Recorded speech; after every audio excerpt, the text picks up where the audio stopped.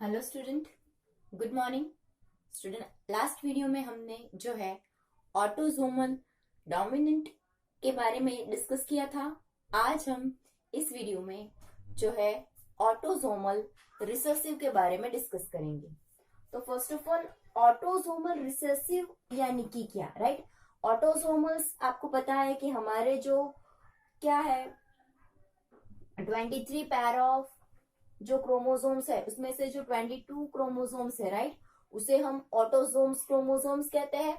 अगर इस autosomes chromosomes में कोई क्या रह जाता है, कोई एरर रह जाती है, राइट, कुछ होता है, तो अब वो इसमें रहेगा। यहाँ पे रिसेसिव है। रिसेसिव यानी कि क्या, कि वो कब एक्सप्रेस होगा, तो जब वो होमोजाइगोस होगा, राइट। कि समझो कि ये ए है, तो दो अगर एलील अगर प्रेजेंट एक साथ हो गए तभी इफेक्ट करेगा, राइट।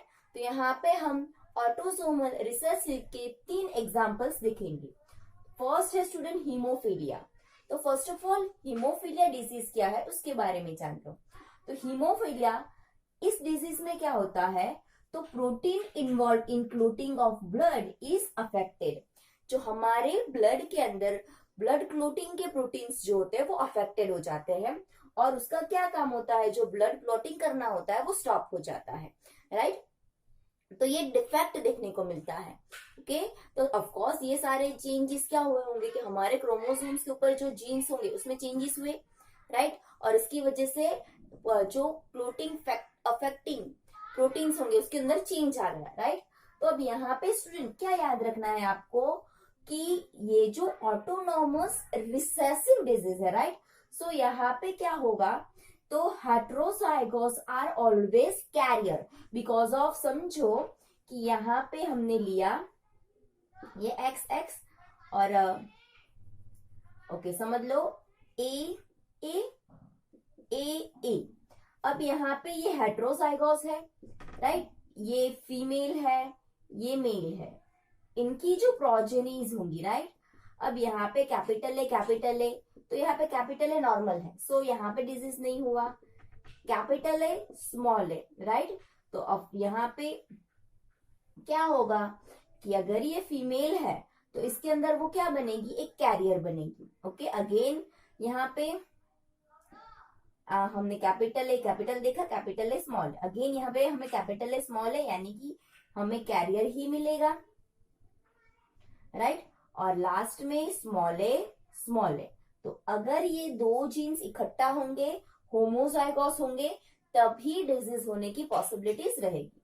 चलो, और हाँ, यहाँ पे स्टूडेंट हीमोफीलिया में एक ये पॉसिबिलिटीज है, ध्यान रखना कि पहली चीज तो आपको पता है कि हेट्रोजाइगोस अगर होंगे, कैपिटल ए स्मॉल ए, हेट्रोजाइगोस हुए तो क्या होंगे, वो कैरियर्स होंगे, और वो नॉर्मली किसमें, फीमेल में। अगर फीमेल हेट्रोजाइगस होती है तो वो क्या होगी, कैरियर होगी। अगर फीमेल होमोजाइगस हो तभी वो इन्फेक्टेड देखने को मिलेगी। ओके, याद रखना पेडिग्री एनालिसिस में ये बहुत इंपॉर्टेंट पॉइंट है।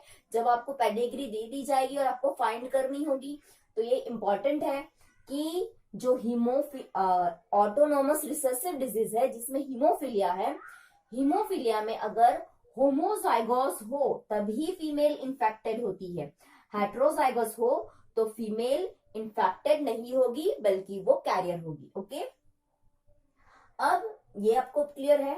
तो यहाँ पे स्टूडेंट पॉसिबिलिटीज जो है सबसे ज्यादा मेल में जाती है, राइट, क्योंकि फीमेल मेजोरिटी क्या बनता है, कैरियर बनता है। मेल में स्टूडेंट क्या होगा, तो मेल के अंदर ऑलरेडी आपको पता है कि हेट्रोजाइगोस होते हैं। समझ लो कि यहाँ पे हम एक अनदर एग्जांपल लेते हैं, अब मेल पॉइंट ऑफ व्यू लेते हैं। ओके, तो मेल पॉइंट ऑफ व्यू हम एग्जांपल ले, समझो कि X X X Y. Okay, तो यहाँ पे जो फीमेल है वो इन्फेक्टेड है। ओके, अब देखो एक्स ए अगेन एक्स ए वाई। ओके, यहाँ पे हमें सेम पॉसिबिलिटीज मिलेगी। तो स्टूडेंट यहाँ पे आप देखो तो फीमेल में एक ही जीन आया, एक ही एलील आया, तो दैट टाइम वो कैरियर बनेगी। लेकिन यहाँ पे तो मेल के अंदर एक ही जाएगा, राइट। तो मेल के अंदर ये हीमोफीलिया डिजीज होने की पॉसिबिलिटी सबसे ज्यादा बढ़ जाती है, राइट। तो ये चीज माइंड में ध्यान रखना कि जो हीमोफीलिया है या ऑटोनोमल रिसेसिव है उसमें फीमेल मेजोरिटी कैरियर होती है, राइट। और जो है मेल जो होगा वो कैसा होगा, उसमें इन्फेक्शन आपको ज्यादा देखने को मिलेगा, ओके। अब हम बात करते हैं another example, sickle cell anaemia, okay. तो सिकल सेल एनीमिया यानी कि आपको इतना पता है कि जो बाइकॉन्केव शेप ऑफ आरबीसी रहता है, ओके, बाइकॉन्केव आरबीसी जो है उसका शेप ऐसे सिकल जैसा हो जाता है, राइट। तो एग्जैक्टली ये सिकल सेल एनीमिया में होता क्या है, तो इसमें क्या होता है, तो defect in substitutions of glutamic acid valine at 6 position of beta globulin chain of hemoglobin. समझो कि ये क्या है, तो ये हीमोग्लोबिन की एक चेन है, राइट। अब ये हीमोग्लोबिन की चेन है जिसमें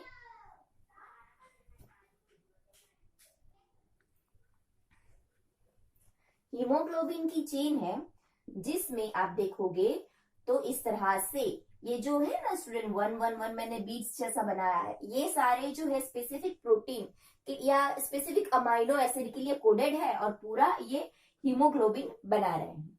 तो अब इसमें क्या होगा, इसका जो 1 2 3 4 5 6, ओके, 6 नंबर का जो क्या है, 6 नंबर की position of beta globulin chain हमने स्टूडेंट बायोमोलिक्यूल्स में पढ़ा था। हीमोग्लोबिन जो है 2 अल्फा एंड 2 बीटा ग्रुप से बना होता है, राइट। जिसमें ये जो बीटा ग्लोबुलिन चेन है, इस बीटा ग्लोबुलिन चेन में 6 नंबर का जो कॉर्डन है, ओके, ये कॉर्डन के अंदर क्या होगा, आपको पता है ना, डीएनए के अंदर बेस पेयर होती है, ए के सामने टी होगा, जी के सामने सी होगा, राइट, अगेन टी के सामने ए होगा।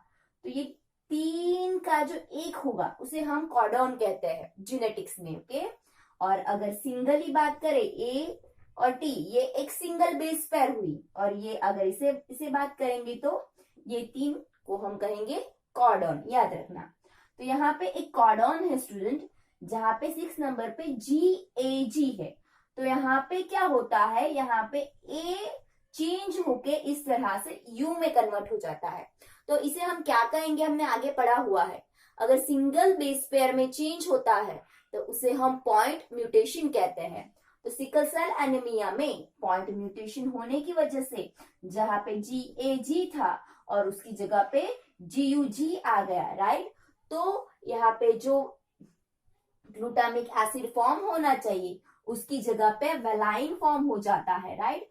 और इस वजह से यहाँ पे अंडर ऑक्सीजन टेंशन यहाँ पे सिकल सेल बन जाता है, राइट। बाइकॉन्केव में से सिकल सेल बन जाता है, ओके। और इस तरह से ये डिजीज देखने को मिलता है।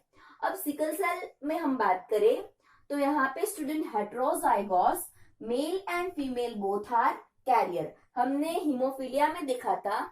तो हेट्रोजाइगोस जो क्या होंगे, तो यहाँ पे अकेला मेल भी अगर एक जीन भी गया तो वो इफेक्टेड हो जाता था।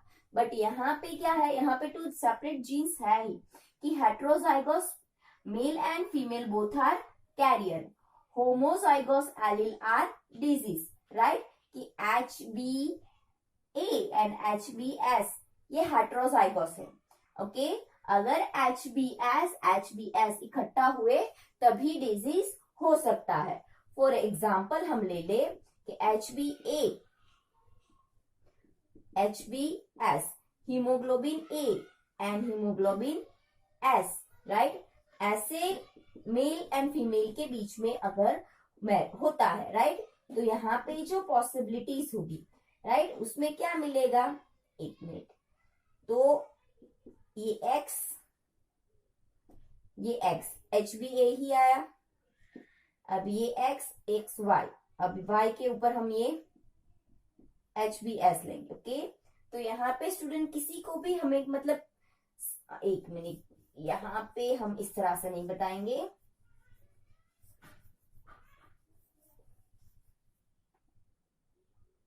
इसे हम HS, ओके। और समझो कि यहाँ पे दोनों मेल एंड फीमेल क्या है, हेट्रोजाइगोस है। अगर हम यहाँ पे इसके बीच में लिंक करवाते हैं, राइट, तो HS, HS, okay, SH, okay, और SS। तो यहाँ पे देखो हेट्रोजाइगोस में आप देखोगे तो यहाँ पे सारी फीमेल्स जो है वो कैरियर, वो नॉ कैरियर या तो नॉर्मल रहेगी, बट मेल के अंदर आपको डिजीज देखने को मिलेगा, राइट। तो यहाँ पे याद रखना कि अगर SS होमोजाइगोस इकट्ठा होंगे तभी डिजीज देखने को मिलेगा। अगर हेट्रोजाइगोस हुए यानी कि यहाँ पे H क्या है, HH है, HS है, ओके, तो ऐसे सिचुएशंस में डिजीज नहीं होगा। जब डबल S इकट्ठा होंगे, होमोजाइगोस एलील इकट्ठा होंगे, तभी डिजीज होगा। तो इस पेडिग्री को आइडेंटिफाई करने के लिए आपको क्या ध्यान रखना है कि हेट्रोजाइगोस हो तो कैरियर्स होंगे, ओके।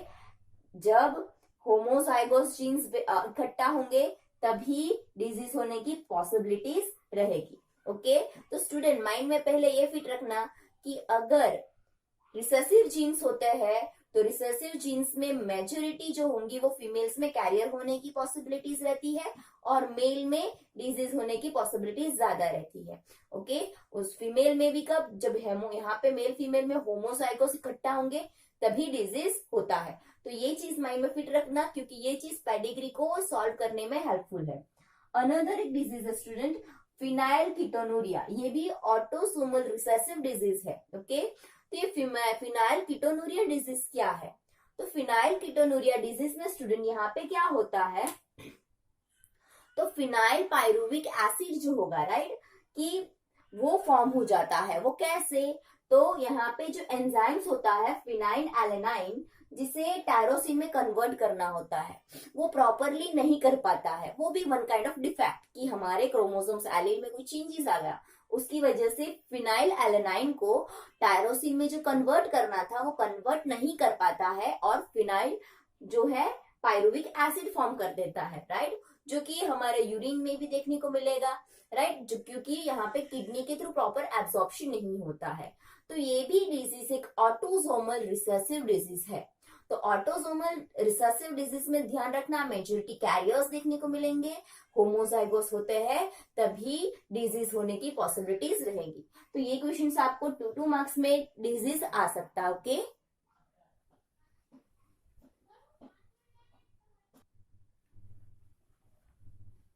हेलो स्टूडेंट, अब स्टूडेंट हम यहाँ पे नेक्स्ट थियरी स्टार्ट करेंगे, क्रोमोसोमल डिसऑर्डर्स। यानी कि स्टूडेंट जो क्रोमोसोम्स की अरेंजमेंट होंगी, राइट, उसके नंबर्स होंगे, उसमें कुछ चेंजेस आना और इस वजह से कोई डिफेक्ट जनरेट होना। यहाँ पे ये जो क्रोमोसोमल डिसऑर्डर्स है, आइदर लॉस, या तो एक क्रोमोसोम्स, आपको पता है कि एक ह्यूमन बॉडी के अंदर 23 पेयर्स ऑफ क्रोमोसोम्स है, अगर 23 में से एक लॉस हो जाए और सिर्फ 22 क्रोमोसोम रह जाए, राइट, तो भी एक जेनेटिक डिसऑर्डर्स फॉर्म हो सकता है। और 23 पैर की जगह पे क्या हो, 24 पैर ऑफ क्रोमोसोम हो जाए तो तब भी एक डिसऑर्डर्स फॉर्मेशन होने की पॉसिबिलिटीज है।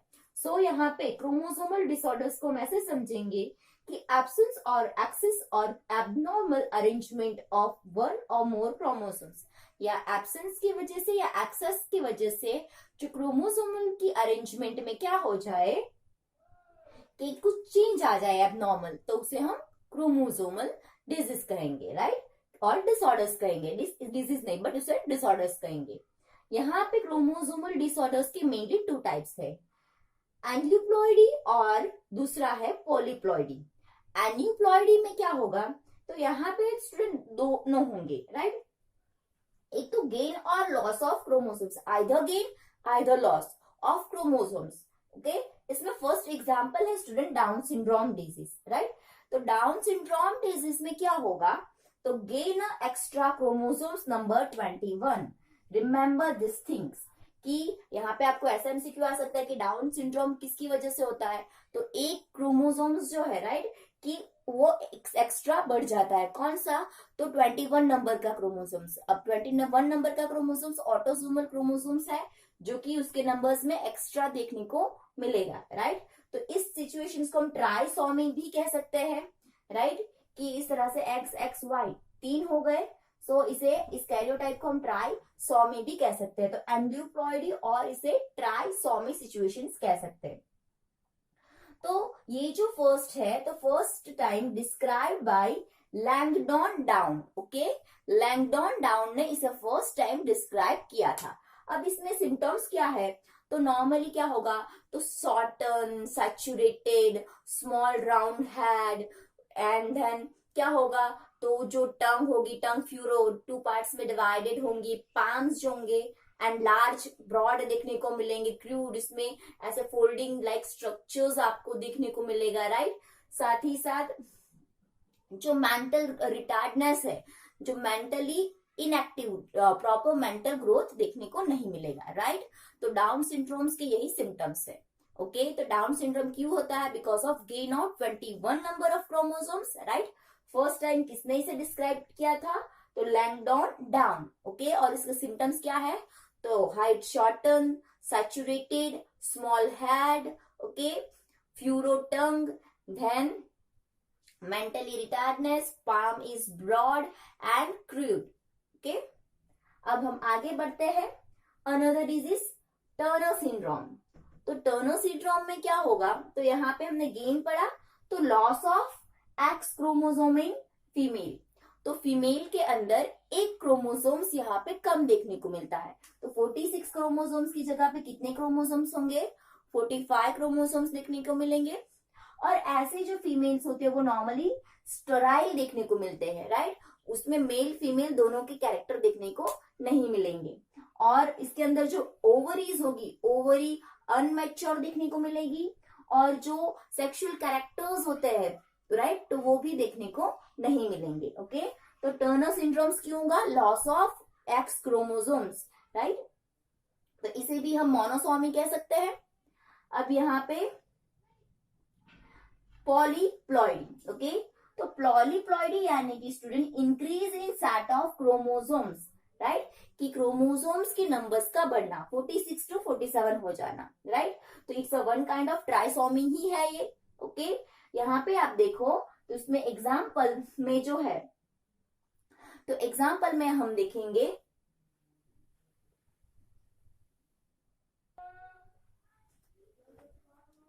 एग्जाम्पल में हम क्लाइनफेल्टर सिंड्रोम। तो ये जो क्लाइनफेल्टर सिंड्रोम से स्टूडेंट, इसके अंदर एक क्रोमोसोम्स बढ़ जाएगा, तो इसका जो कैरियोटाइप है वो कुछ एक्स वाई देखने को मिलेगा। तो यहाँ पे जो क्लाइनफेल्टर सिंड्रोम्स है, इसके अंदर जो है फीमेल लाइक स्ट्रक्चर्स देखने को मिलेगा, राइट, ब्रेस्ट डेवलपमेंट देखने को मिलेगा, ओके, मस्कुलर बॉडी हाइटेड देखने को मिलेगी, ओके। बट इसके अंदर जो इंडिविजुअल्स होगा वो स्टेराइल देखने को मिलेगा, ओके। तो क्लाइनफेल्टर सिंड्रोम्स में मस्कुलर इन बॉडीज, देन क्या होगा, तो फीमाइन स्ट्रक्चर्स होंगे, उसके अंदर ऐसे कैरेक्टरिस्टिक्स होंगे, but that individual is sterile, okay. तो यहाँ पे स्टूडेंट ये जो है आपको 3 मार्क्स में क्वेश्चन आ सकता है, राइट, जिसके अंदर आपको ये विद एग्जाम्पल्स ऑल डिजीज आपको डिस्क्राइब करने हैं, या फिर ये एमसीक्यू पॉइंट ऑफ व्यू बहुत इंपॉर्टेंट हो जाता है कि कौन से नंबर्स की क्रोमोसोम्स की गेन की वजह से या लॉस की वजह से कौन सा सिंड्रोम्स होता है, उसके सिम्टम्स क्या है, राइट। सिम्टम्स के बेसिस पे भी आपको इस डिजीज को, इस सिंड्रोम को जो है वो फाउंड करना हो सकता है, ओके। तो ये आपको आपकी नोटबुक में 3 मार्क्स का क्वेश्चन लिखना है।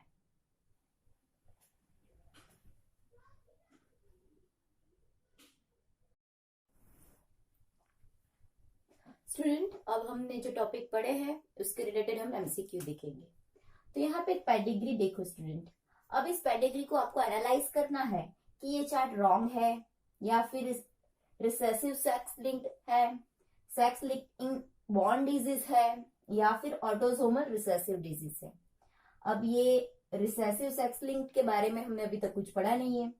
सेक्स लिंक्ड बॉन्ड डिजीज तो क्रोमोसोम्स में होंगे, वो हम पेडिग्री में नहीं करते हैं, वो भी कट हो गया।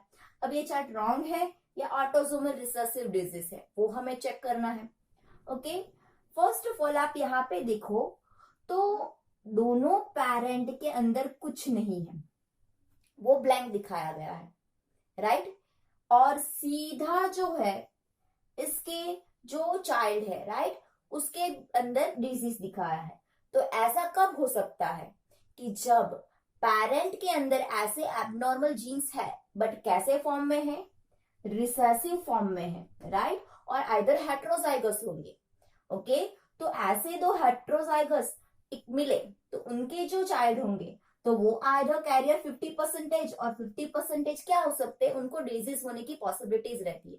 तो फर्स्ट स्टूडेंट पेडिग्री एनालिसिस करना हो दैट टाइम, अगर इन केस पेरेंट में कोई कैरेक्टर ऐसा नहीं दिया गया हो, वो नॉर्मल दिखते हैं, लेकिन उनके चिल्ड्रन में 50% नॉर्मल एंड 50% के अंदर जो है डिजीज दिखाया है, तो दैट टाइम क्लियर कट वो ऑटोसोमल रिसेसिव डिजीज ही होंगे, क्योंकि इन लोगों में ऐसे रिसेसिव जीन्स है जो हेट्रोजाइगस है, इसलिए उसके अंदर एक्सप्रेस नहीं हो रहे, वो सीधा उनके चाइल्ड में हो रहे हैं, राइट।